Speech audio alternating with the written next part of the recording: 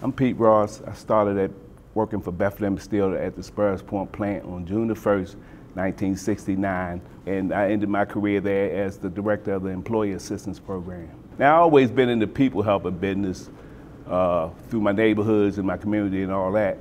So, but at work, I was focusing on fixing things, equipment. That's the jobs I did throughout the majority of my employment down here at the plant. How I got involved with the Employee Assistance Program, because at the time I was working as an electrician in the hot mill, what they call a control tech. I developed over the years a problem myself with chemicals, drugs, and alcohol.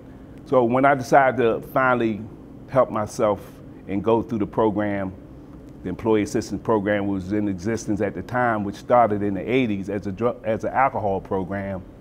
I went through it myself March the 1st, 1986, which I just celebrated 27 years in recovery myself. But anyway, after coming out of treatment, a 28-day treatment, I got involved with the program. And so it became a very, I say, healing process for me also, because not only was I helping other people, but it helped me in the same process. Now, it was very traumatic the last 12 years for a lot of people mentally, because the company went through a lot of transitions.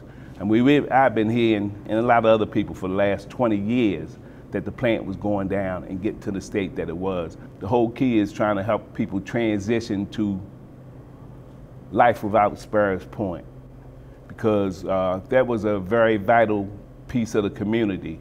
I mean, myself, I had several relatives that worked down there, a couple children that had worked there also, many relatives, neighbors, and most people feel that it was a very vital point to, or had a very vital impact on them being able to support their families. I know it did mine also, you know, put people through school, buy homes, just build a life. Overall, it was just a beautiful experience for me, because I learned a lot of things, developed a lot of skills, not only occupational skills, I've learned a lot of people skills.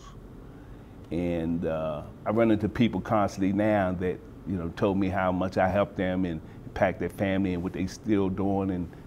And so that's kind of rewarding. Like I say, I did the EAP stuff for 24 years.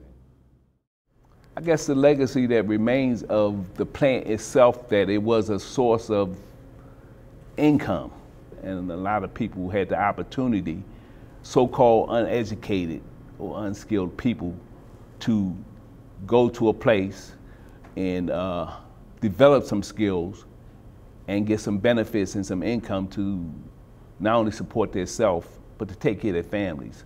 It affected generations. I mean, I'm sure a lot of the doctors and lawyers or other people, well, I know a lot of them, and a lot of politicians whose parents got them where they are based on the money coming out of the plant. So overall, that 100 years that it was there, it impacted the whole community.